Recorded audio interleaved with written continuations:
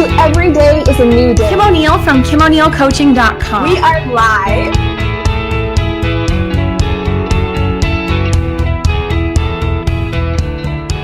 Welcome to another episode of Every Day is a New Day, where I have inspiring conversations with awesome guests about moving forward and choosing to embrace a positive outlook. My name is Kim O'Neill, and in addition to being your host, I'm also a career transition coach that supports heart-centered professionals in achieving their desired career transitions so you can really love your life more. And if you'd like to find out more about that and book a free consultation, then I do invite you to connect with me over on KimO'NeillCoaching.com, and you can book your free strategy session right there on the homepage, and I look forward to connecting with you. If you're watching us live, that means you found us on Facebook at Kim O'Neill Coaching. And that's a fantastic way to connect with me always. So you can go there and click like, click follow, and you can be informed about all future Every Day is a New Day shows, as well as the coaching work that I do and I love so, so much. And with that said, I'm so excited to introduce you to my guest today, the wonderful Souli Yates. Hello, Souli. Hi, Kim. It's lovely to be here. Thank you for inviting me. I am so excited. And I know the beings of light are too. I can feel it in the energy. Oh, good. Well, I know we talked briefly before this and acknowledged that the last hour has been interesting for both of us. And I completely wholeheartedly believe it's all leading up to this conversation and what we're going to all experience, you, the viewer included, through today's show. So just as a formality, I always like to start with my guest's bio, just so you can hear a little bit about her. And then, of course, we're going to get to hear more in her own words and also experience a little bit of what she does. So Souli is an advanced channel, law of attraction life coach, Reiki master teacher, intuitive healer, and facilitator. She was born into a household which was bursting with creativity. And at the age of 7, she discovered her own outlet for self-expression through dance. As a professional dancer, Souli learned how to pick herself up after many falls. And at the age of 16, when family tragedy struck, she fell into a deep depression. It was then that she began to explore ways to process her emotions. Today, Souli uses her advanced channeling ability to assist her clients in their own journey to joy. And that is just a little bit about the wonderful Souli. And for those watching with us live, whether you're live or on replay, I do just want to acknowledge we always love your comments and your likes and your shares and all of that. So we will be checking the comments as we go. If you have questions for Souli about her experience, her channeling, anything else that's coming up for you, do go ahead and put those in the chat, and we'll be checking those periodically to respond to those as best we can. So Souli, oh my gosh. Will you share with us how, tell us more about that story that you shared in your bio about how you fell into a deep depression and, you used to be a professional dancer. Tell us more about your story. Okay. It's a bit of a long and winding story. Are you getting feedback there? Is that okay? I'm not hearing any. You're not hearing. Okay. That's fine then. Yeah, it's a bit of a long story, but basically, I was born into this vibrant household full of life, full of energy, a really happy childhood on the face of it. And it was. My memories are good, the memories that I have. But underlying all of that, there was this kind of discordant energy happening that wasn't really spoken about very much, but every now and then would surface. It was my poor old brother who, at a very young age, became a heroin addict. And so as an empath, I think I took on the role of protecting my mum and not expressing the anger and the rage and the guilt and the shame and all of the things that happen when you're a child and in that kind of household. So I sat on it and sat on it and sat on it. And luckily I had this golden thread I like to call of optimism running through my life. The only time that I lost that was when something happened, an incident regarding my brother when it came to just before my 16th birthday in the 17th year, okay. That completely phased me because I had no way to express. I didn't even know that I was angry. I didn't even know I was upset. I just had nowhere to go. So I kind of imploded. and went into this deep depression. And that is the only time in my life that I've lost what I like to call my golden thread. And luckily it was short-lived, but it was, anybody who's been in any kind of depression will understand, it is not even devastating. It's a black hole. It really is a black hole. And when you're in that black hole, you have no concept of how to get out of it. You have no, you're just in it. There are different forms of depression, but the way it affected me is I slept most of the time. And when I was awake, I just cried. And it was like all my nerves were on the surface. And recently doing a post regarding it, I realized that I felt naked. And I just wanted to shut down. I had no way of knowing how I got there. I didn't understand how I got there, and I didn't know how to get out. Luckily, we went on holiday to France and out of the situation. And like a switch, I found that golden thread again. Oh. And what it did for me was it made me think, okay, on some level, it was unconscious at the time, I'm never going to let go of this golden thread, and I'm going to find a way of keeping hold of it. And so it was kind of a long journey of discovering who I am, why I got into that situation, and then finding a way of processing my emotions. First of all, understanding that I had emotions like that in the first place. You know, I kind of got this subliminal message that little girls don't get angry. Certainly wasn't from my parents, but from somewhere, and I took it on board, and therefore it was like just piling it on, pushing it down. And so it's got to go somewhere. It's got to, you know, and in a way I'm grateful for that situation, because it was almost like my cosmic kick. It galvanized me into action. And again, it was unconscious for many years, but it was almost like I put antennae out there. What is it that I need to do? What can help me keep this golden thread, to keep that optimism and that joy that was my inherent way of being, really, my default way of being. And it eventually took me to where I am today, in a place where I now can process my emotions. I now experience and express my emotions in healthy ways as a whole. But I know what to do, and I know the science. And luckily, I'm glad to say that for many years I haven't been on that edge. But for many years I stood on the edge, but I recognized it and I knew what to do. I knew how to keep hold of that golden thread, to process my emotions, to deal with them. And so here I am with you here now, being able to assist others to realize that they are not victims. They never need to be victims, and that they actually are more powerful than they can ever imagine. So, yeah. Okay, so thank you for sharing all of that. And I love how you describe it as the golden thread. And of course, as you're saying that, I just have to point out that the lights behind you, to me, are like a golden thread. So I love that. They're beautiful. And I'm wondering, do you recall what triggered you having that moment of, oh, there it is again. Let me hang on to this. Because I think you said you went on vacation with your family. Yeah. And then it was literally like a switch. One moment I was in deep depression, and I don't have a clear memory of it, but I get a sense that as soon as I was out of that situation and away from that situation, and the sunshine and the energy over there, which was not connected with it in any way, it was literally like a switch going on. And it was like, whoa, there I am again, you know, the optimistic Souli, although obviously there was lots of healing to do, and obviously along the way there were lots of bumps and falls, as you say in your introduction.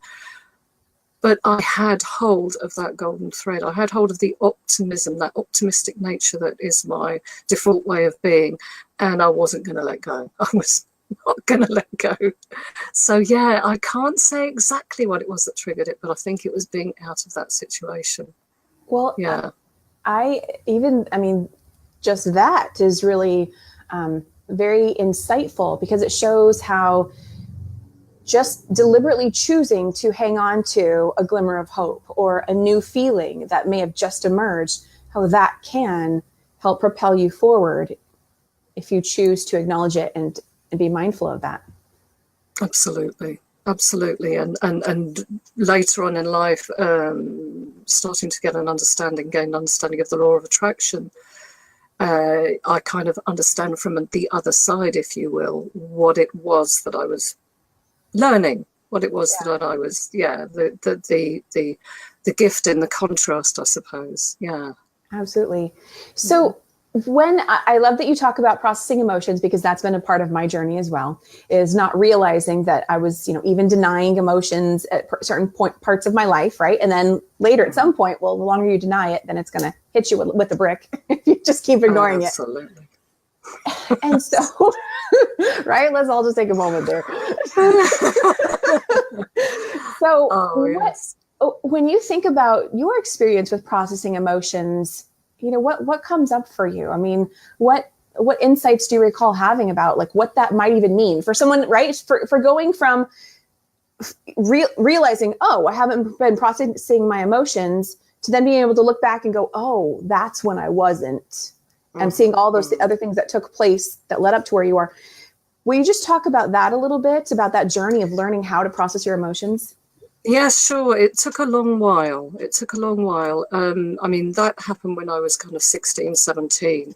And later on in life, when I went to dance school, my physical body started to fail me. And, I wanted to be a dancer. So that was kind of, what? I mean, I was going to hospital. I had shin splints, I think you call them, and my muscles were cramping and weren't releasing, and I had welts on my body. My body was just basically saying to me, pay attention, for goodness sake. And that's what tends to happen when you don't pay attention. You will express it in some physical way because you hold it in your physical body, and it's got to be processed in some way. So what happened was I had a counsellor at college, dance college, and she made me realise in the first session that I was sitting on this Everest of rage. I didn't even realise at that stage, and this is my mid-20s, I didn't realise at that stage that I was even angry. And it made sense because so many people used to say to me, oh my gosh, apologies. They used to say, you scare me, Souli. And I was like, what? Why? I scare you? And it was because they could sense this rage that I didn't even know was there. It used to come out in little bursts of inappropriate blasts, and then I'd feel even worse. So because I'd feel the guilt and the shame, and it would go heavier and heavier.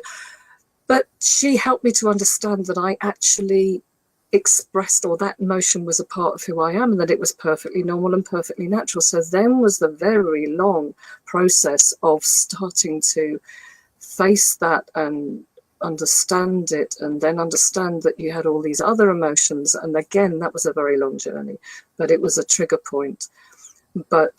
And it saved my life. And I have to say that I would err on the side of coaching, because I find that it's a lot quicker. And it's a lot, it's almost like you really do engage your client, and your client does the work. Whereas I think counselling, although it has its place, for me, coaching did it for me in the end. Coaching and healing. And, and as I was dancing, I worked in a natural health centre in London and did all the therapies, became attuned to Reiki. And again, that was another process of expressing and feeling emotions. And bit by bit, coming up to the present day, again, it's a long journey. So, I mean, I won't keep it too much. It was diving in and realising that the emotions weren't an enemy, that they were natural and they were normal, and that everybody had them.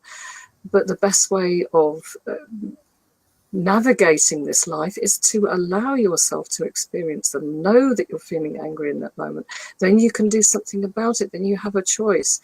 Know that you're sad in that moment. Don't deny it. Don't push it down, because then you can use it. You can experience it and allow it to be as it is in that moment, and it won't destroy you. It won't kill you.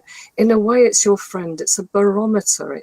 It tells you where your focus is, what you're feeling in that moment, what reflections, and how you're perceiving the reflections around you. It can tell you so much. So I think I've gone a little bit off piece there, but it felt important, that it has been a long journey. But it was the counselling that started, that woke me up to the fact that I was feeling that I had these emotions that I was completely in denial of. and then starting to sort of almost like take bits out at a time, and it's still releasing. I have to say, there are still times when another word comes up, but I'm aware of it now, and I know to just allow it. And if I'm expressing something, or I feel angry in a situation, I think, now, is this out of proportion to this situation? And if it is, I know that it's some of this deep stuff coming up to be experienced as it just, like a wave, just falls away. So yeah, I hope that was that was clear enough. I love all of it. Yeah, so that's a great way to check in with yourself and really give yourself permission to explore, feel, release. I had another question for you in there, but it's escaped. So if it comes back, I will ask it, because I loved all of what you just shared. So we'll just take a quick little pause, take a look at our live viewers here. So hello, we've got so many wonderful people here. Hello, I don't know that it's all this. You know what, guys? Guess what? The button for me to share your comments on screen is, okay, it's just changed. It's changed. So I'm going to click on something. And that's the new button. Okay. Oh, bless you. Bless you, bless you, bless you.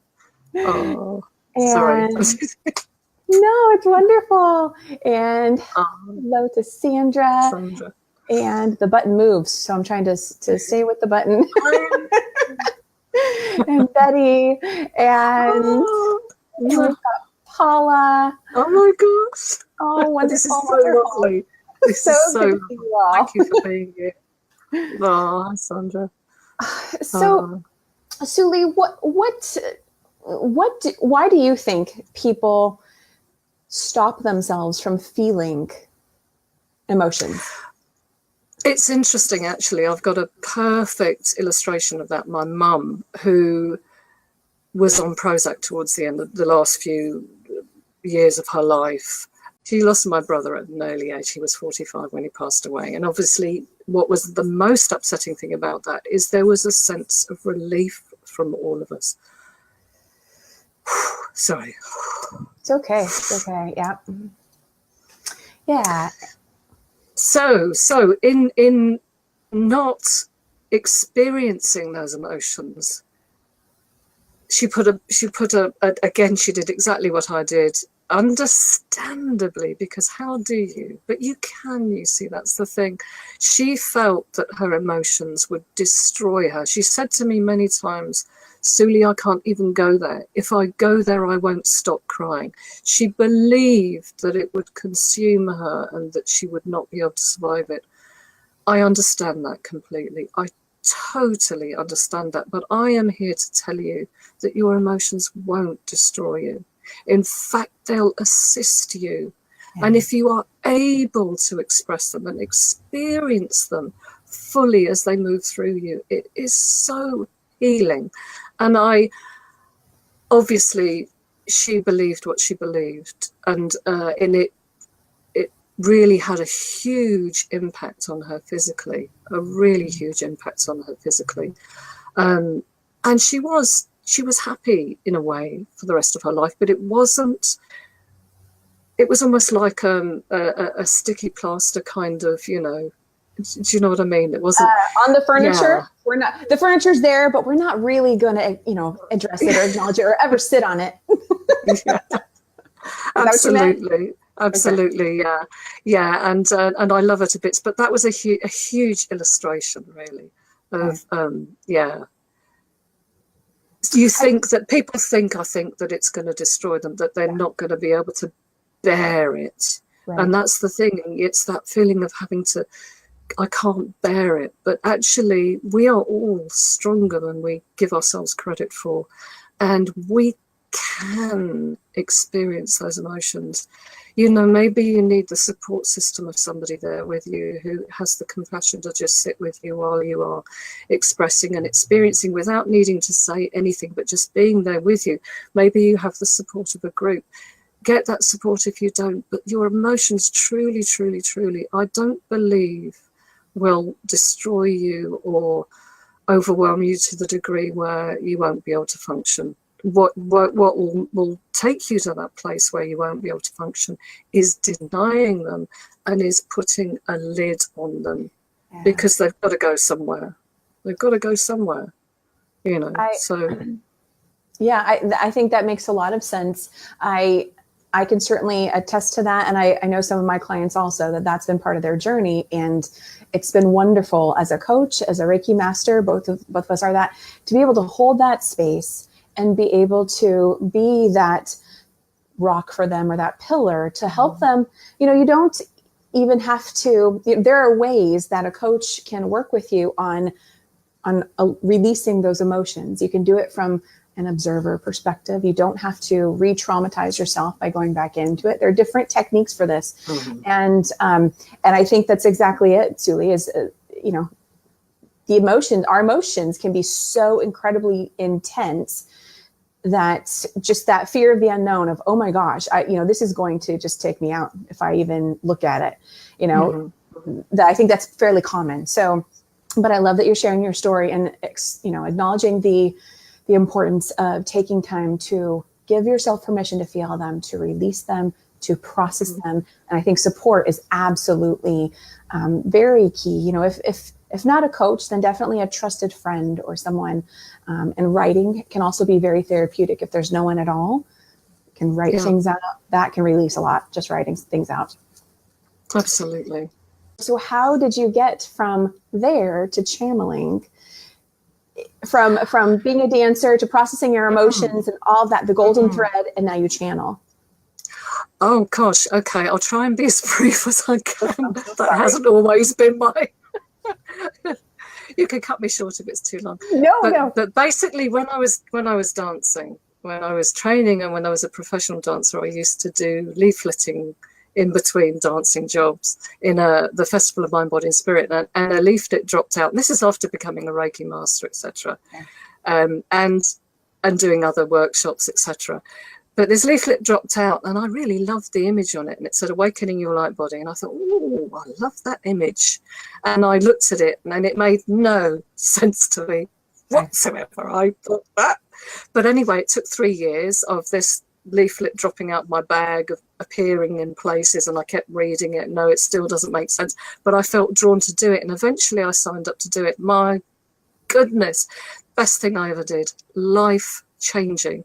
It's based on the Sanya Roman, Dwayne Packer, Orin and Ben, their guides, teachings, and it was in a little school in near Ely in Cambridgeshire, and it changed my life. I was there for 3 years. I devoured every course that they had, Ascension 1, 2 and 3, Vision, whatever, everything. But channeling, opening to channel was there, and I ended up doing, this is 20 years ago, odd-ish, give or take. And that's where I opened to channel. And we had a light buddy. It was a lady who sat next to me, we chose each other. And she became my very close friend, and we practiced every week and did other courses together and grew together. And I have never been without it since then. Never been without it. And my goodness, they have helped me no end. Oh my goodness. They took me, they talked me through crises, and I wouldn't be without them. And also pick me up when I'm down in the funniest ways. They have got such a sense of humour. And if we have time, I'll tell you one of the stories, but only if we've got time. Okay, for someone who's just hearing about this for the first time and maybe doesn't know much about channeling, will you just explain, what it is, how it works, and yeah.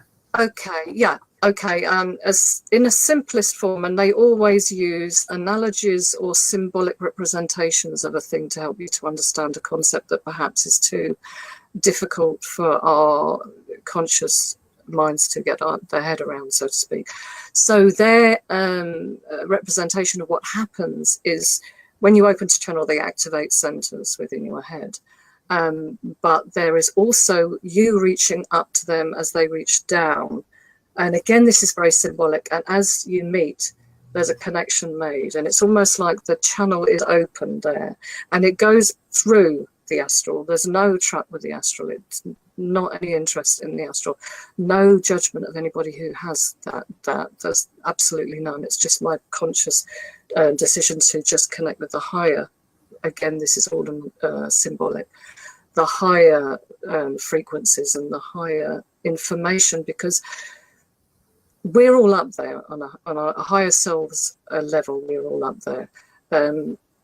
But there are no emotional bodies there. There's no mental body there. It is just pure conscious awareness. It's pure consciousness.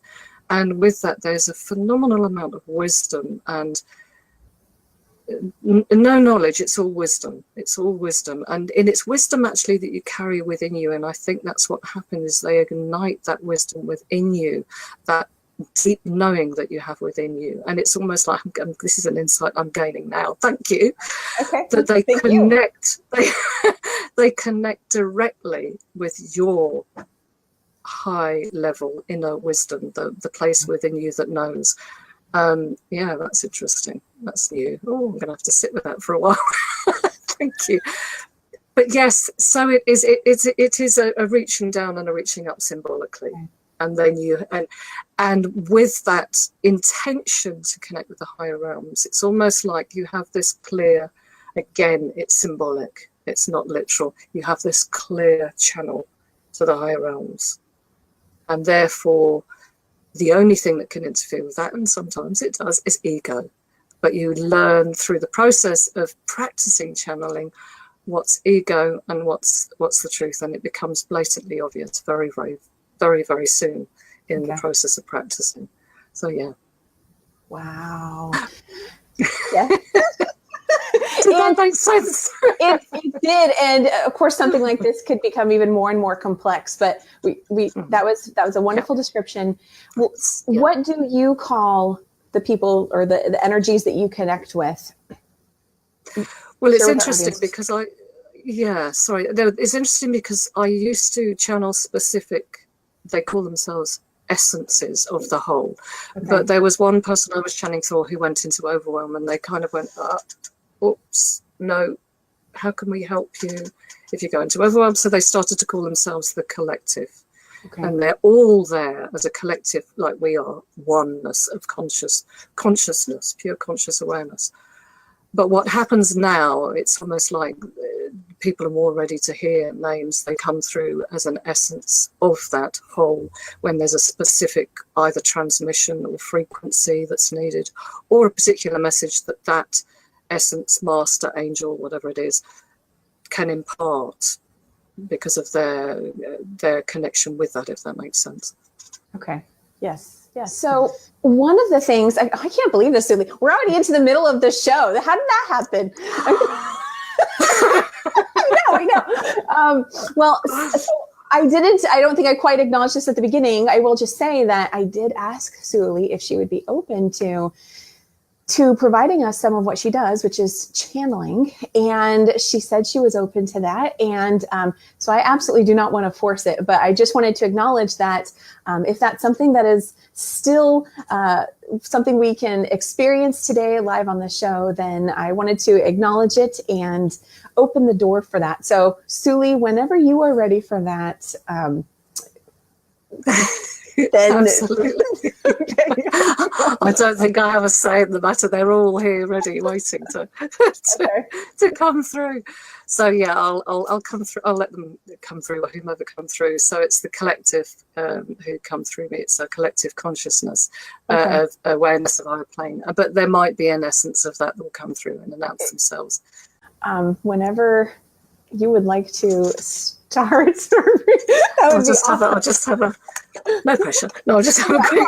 I don't know how to introduce that. I've never, this is first for me too. So, but I can attest to this opportunity. And let me just say, because once she gets going, I mean, it goes and it's awesome. What you're about to see and experience, Souli provides weekly over on her Souli's Musings Facebook page. So, just to be aware of that, because I want to make sure we get that in before we end at some point. You can have more of this over on Souli's Musings page. So excellent. Okay. They're chomping at the bit. Okay. Good.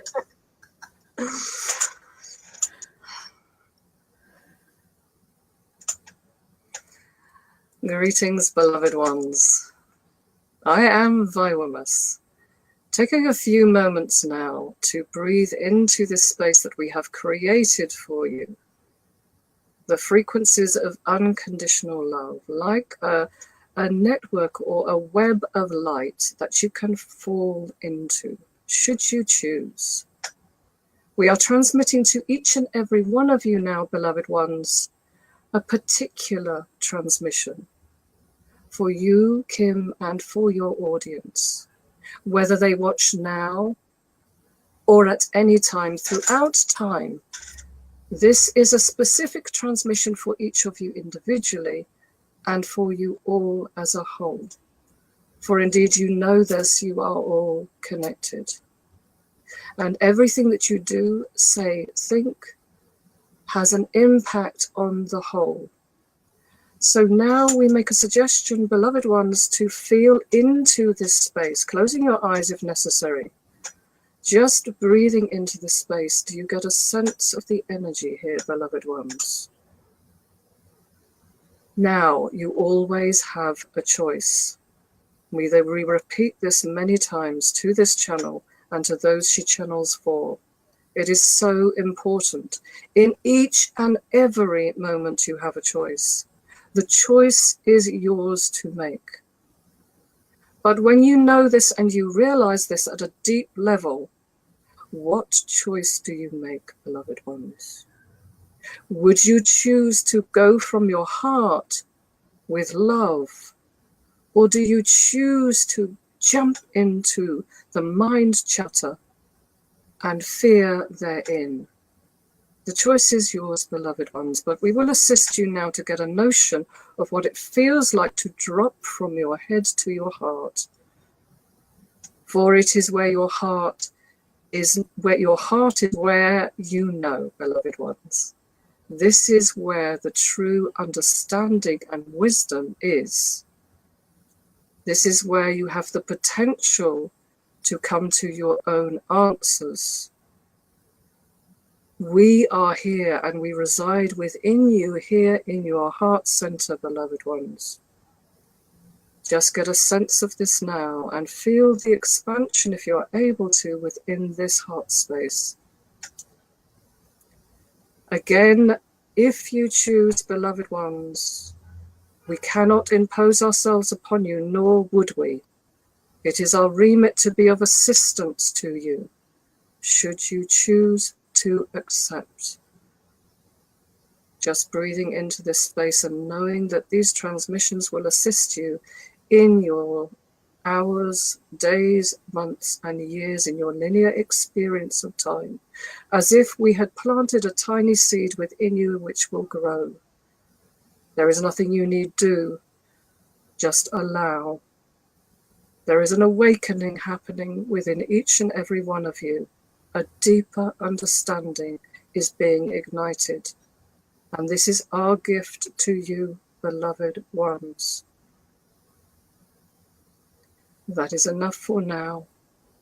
We are always here for you and with you, beloved ones. You need only ask. We are a breath away. So taking a deep breath now, beloved ones, getting a sense of the flow and expansion in this space. With great love and appreciation for each and every one of you. I am Viwamus. We are the collective. Please accept our gifts. Namaste.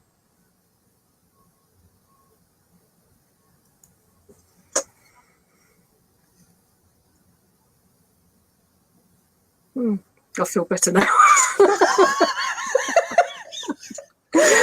Oh gosh, it's amazing, the energy that I was feeling before the show, which I know that you are experiencing too. I don't know if you feel it. It's kind of like, oof, it's changed. Oh wait. Oh, I think it froze there for a moment. Okay. Wow, Souli. So thank you so much for those watching. Please feel free to comment below. Let us know what you received in that, how you experienced that. We'd love to hear what your experience was. And yeah, and Susan already. Okay, so we've got a couple of comments. Susan. We've got Liz saying thank you. And Susan saying her head is tingling like crazy. Oh. And that's what I wanted to ask you, Souli. So it's it's noticeable. I've seen you channel before, but for anyone who's watching for the first time, you can see the shift of when, you know, Souli is being Souli right now. When she channels, you see a different energy that she takes on.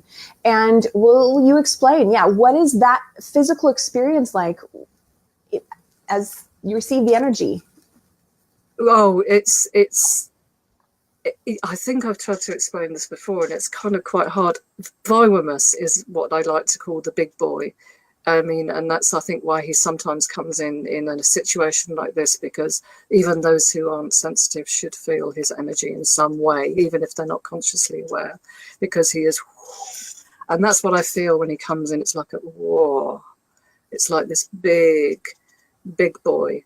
Oh, wonderful. And I've just seen Wave of Peace. Absolutely. Oh, yeah, he likes that too. He approves of that. Oh, thank you, Paula. So it's that energy that comes in, and it shifts my physical body. I can feel it shift my physical body. And it's almost like, and this is, again, not exactly what happens, but I'm moving further and further away, the ego part of me, the personality part of me, as I trust more and more and more. When I started, it used to be here going, oh, you can't say this, you can't say that, you can't do that, you can't, and edit. That's why they always say use discernment, because there is always that possibility, because I'm not a trance channel.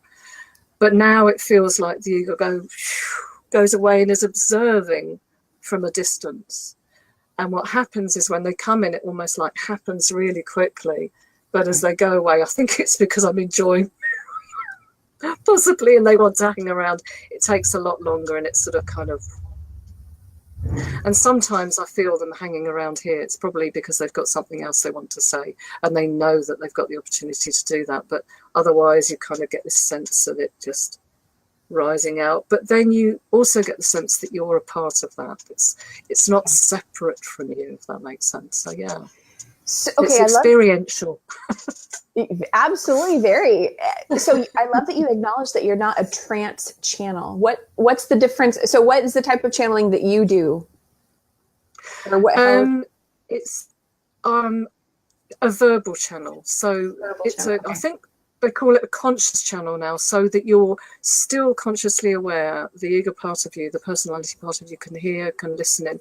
Tends to forget in a couple of weeks along down the line, unless it's something specifically for the channel that's brought through, or something of benefit to the channel. But you can hear, you're consciously aware, and therefore there is always the possibility of interference or distortion from the ego. But that's why they say use discernment whenever you read any channel reading, whenever you listen to any channelings. But when you're a trance channel, you go. You have no conscious awareness of what the message is coming through. And that's why people can channel in a different language, understand a different language, come through with gifts like, I think you have, there's a guy who's a psychic surgeon. A psychic surgeon comes through and he disappears for a couple of hours. When he comes back, he has no awareness of what's taken place. That's not me. I mean, I'm still aware. And sometimes I wish I would go away so that the information would come through a lot more flowing. Because also they have to use with conscious channeling and verbal channeling. They describe it as they rifle through your files. And if you don't have anything within that file as a way of expressing a certain notion that they're trying to bring through, then they'll have difficulty doing that. They'll find a way, but they'll have difficulty doing that because it's not in your filing system, if that makes sense. So sometimes I think, I'd love to trance, so that they can bring through really phenomenal sort of stuff that nobody's heard before. But, that's not my remit as yet. So we shall see. Watch this space. Awesome. So I actually had a few questions. Okay, so I will acknowledge that it sounds like such a beautiful combination of learning how to process your emotions when you were younger, and that journey of, learning what's going on within you. And then, of course, you became a Reiki master, of sifting and releasing more and more stuff to the point where you can be this open channel and, hear what you're receiving and then be literally a channel for it. Mm-hmm, mm-hmm. Have you been able to look at your life and see how, one thing's led to another, and how you've just become this open vessel for sharing. Oh, absolutely. Absolutely. And I tell you, the process of going through the course at the QSCA helped that immensely. And since then as well, connecting all the dots. I've had so many moments when I've thought, oh my gosh, that's why that happened. That's why I was drawn to that. You connect the dots, you realize. And also very much recently when I did a post actually for Susan's group, which was the gift in contrast. For me, it was like saying, wow, my goodness. At the time, it was difficult. At the time, it was hell. At the time, I didn't see how I was going to get out of it, but I did, and I grew through that. And here I am now, able to assist others to do the same. And it amazes me. And I think, my goodness, we all have such potential with all the contrast in our lives, you know, as you say, connecting the dots, to use it in such a magnificent way and to step fully into our true power, empowerment and light, and assist others. So yes, very much so, connecting the dots, definitely. I love it. And giving myself a pack on and polishing my halo and spreading my wings. Good. Thank you, Joanna, bless you. Yeah, that's very recent for me. I don't usually ever but I'm actually starting to really appreciate my journey. And it's thanks to the wonderful coaches around me. Susan obviously being one of them, and you as well, another. Oh. All of you, and Christy, of course. And yeah, all of you, just amazing. Amazing, amazing, amazing. Oh, thank you, Susan. Bless your cotton. You too. Lots of love for you, Souli, and what you do, and the gifts that you've brought forth to people. Oh, bless. You know, I'm in this space where the questions that I had for you are just they're not there anymore. And when that happens, I'm like, uh-oh, what do I do? I have this effect on people.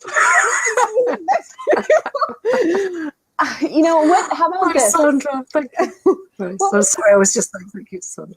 Oh no, you're totally fine. What would you say to someone who would like to do what you do, learn how to channel, but you know they're not there yet? You know, what are some tips you can share with them to support them in that? Wonderful. Demystifying. Everybody channels. Everybody channels. Those light bulb moments, those moments of inspiration, those moments like, I think even J.K. Rowling, her experience that I've read about her being on a train and being a neutral place where she's just looking out the window, and all of a sudden, whoosh, she knows all the characters, all their histories, she knows all the story. To me, that's a download. So I know that we all have that ability. It is making a conscious decision to connect with that, making the conscious decision to connect with high level information. There are books out there. There's the wonderful Opening to Channel by Sonia Rome and Dwayne Packer, which is where they also do amazing courses. Opening to Channel, the one that I did all those years ago. And there are many people that can do that. I can assist in that as well, obviously. And I'm doing a course at the moment, Journeying with Your Guides, that is helping and assisting. That is not the main reason for the course, but people have the tendency to do that during the course. So I would say, have a decision. If you have the decision to pursue that, have an intention to open to channel. Maybe take yourself into a place where you call on now you know that you can call on the collective, whatever you want to call it, the collective, or specific angels or masters, whatever draws your attention. And then have the intention of connecting with that in meditation or in a place where you're not distracted. And then have the intention of connecting, and just allow whatever happens to happen. And then just keep trying. And then just notice, because some people, I get an instant flow of words that flow through me. Some people, I have images too. Some people have images. Some people have a knowing. Some people see colors. Each of us has a different way of receiving that. So just explore it. I would highly recommend doing a course or reading the book to assist you with that. But you can do it on your own. It's just that you have the intention of connecting with the higher realms rather, because although I'm not saying anything against mediumship, You know, if you're connecting with your Uncle Fred, who is a trickster on the earth plane, he'll still be a trickster in the astral. So unless you have a specific reason for doing that and you are in a medium, then I would say make an intention to connect with. Maybe ask the angels to assist would be a way of doing it, because immediately you'll be, it is again, you're reaching up and they're reaching down. And that's what it's all about. It's having the intention, and they are alert. As soon as you set the intention to connect, it's like, whoa, light up. Okay, here we go, metaphorically speaking. And they start the process of reaching down. And so long as you have the intention and keep reaching up, you'll make that connection. So yeah, I hope that helps. Oh, it totally does. Are there any daily habits that you need to do to keep yourself an open vessel for that? Like, I don't know, any eating habits or sleeping habits, things of that nature? Not really. No, I would just have. But you see, that's what the beings of light are about. They're saying it's just the intention, beloved one. It's just the intention to connect. Yeah. There's no mystique. There's no right or wrong way of doing it, apart from the fact that having the intention to connect directly with the higher realms. Just have a play with it. In fact, they are very much about playing. They're very much about having a go and practicing. You can be in meditation and just have the intention of receiving a message from the higher realms. You can ask a specific, you can say Archangel Michael, you know, whoever it is you want to connect with, Jesus even, you know, whoever it is you want to connect with, you just have the intention of I wills. And then they will be there, whether you are consciously aware of it or not. They are there in that instant because they see you light up and they know that that's what your intention is, and they will pull out all the stops to assist you. So it's just your job to stand aside in a way and just allow and notice, to be open to receiving messages, and then not having an expectation of how they will be received, and just being open to what that possibility is, and being open to how you receive, because it may be different to how you're expecting it.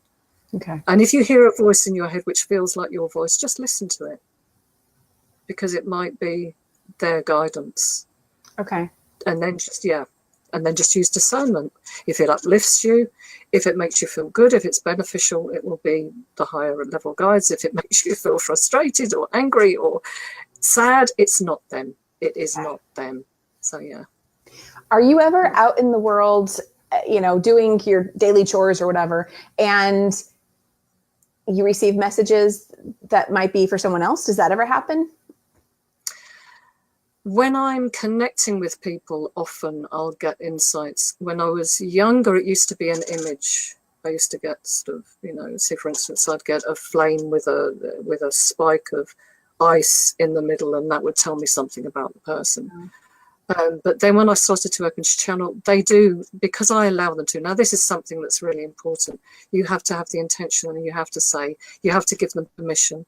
But when you do that, they will only come to you when you say, okay, I'm ready to connect, namaste, da-da-da-da. But you can say to them, look, I trust you. I know you're of benefit. I know you're benevolent. I love having you around. You can come in when you want, when it's needed. And that's obviously what I do. So yes, sometimes I do get something. Okay. Sometimes I do. But they tend not to interfere unless you give them permission to do so. Because obviously that's not their remit. It's a free will universe, as they keep saying. And we have the choice, and we have the decision to make, if that makes sense. Yeah. Absolutely. I love that you acknowledge that part, that, you know, if a person's receiving messages, but they don't want to, they have the ability to turn it off, to shut it off, and vice versa, open it up and receive. Mm-hmm. So let's talk about, you do private sessions for clients, and talk a little bit more about that and about what you do for your clients. Well, I do channeled readings, so that would be a 90-minute session where I literally ask you a few questions, what it is you want to receive, get you to state an intention, and then I get the beings of light in, and they take over the session, basically. They read for you. You can ask them questions. They'll take you through meditations. Sometimes it will be very dependent on the individual person, on what they bring to the table. I also am an intuitive life coach, you know, very much with the law of attraction and channeling. all my bag of tricks, I like to call this my spiritual toolbox collected over the years, all takes a part in it. And there might be an element in that comes out in the session. And again, it will be dependent on the individual in the session. But I really recommend for coaching that you commit to more than one session. So I have a package of 3, 6 and 9, because I really feel that you get the feeling of the momentum, you get the feeling of the changes and the transformation. And you can do something magnificent in a single session. But if you are really committed to connecting with that truth of you, who you are, that light within, then you need to commit to a package, if that makes sense. Yeah, and I also do distance Reiki and healing as well. So that's another thing. Wonderful. And you have a group for people that's on Facebook as well, correct? Yes, I have my Facebook page, Souli's Musings, where I have all the information about my services, etc. on there, and I'm posting on there. Maybe not as often as I should, but I'm very, very committed to assisting people in that space to be uplifted and connect. So that's my Facebook page. But I have a beautiful space that actually it was down to you, Kim. You suggested that I start a group, and so I did. And my goodness, the moment I made the commitment to that group, it was there. I felt that the beings of light, it had already been created, and this is heart space. And within that community, you have the potential to know that you're not alone, to be vulnerable, to be supportive, to be one or the other or both, to learn to grow together. And it's such a beautiful space, and the people in there, it's so active. I mean, I just love it. Sometimes I'll go in there and there are people having chats with each other, and what's coming out is just amazing. They're just beautiful souls in there. So it's a supportive community, and there's a small monthly charge for it, but you know, you have a 90-minute, sometimes 2-hour Zoom every month. There I pop on regularly. There's the energy of the beings of light, like they call it like a divine womb, Metatron's grid work of light supporting everybody. It's an experience really, and I'm loving it. So I thank you so much, Kim, for that suggestion. Thank you. It was a godsend. It really was. It was. Yeah. You're so welcome. I just felt like I could see that so clearly. I'm like, oh my goodness, people would love this. And I love hearing how it's evolved and how you're loving it too. So that's awesome. Good job. Thank you. Oh my goodness. So how can people find out more about, where can people connect with you after the show? Maybe they want to find out more about that group or get a private session with you. Where should they connect with you?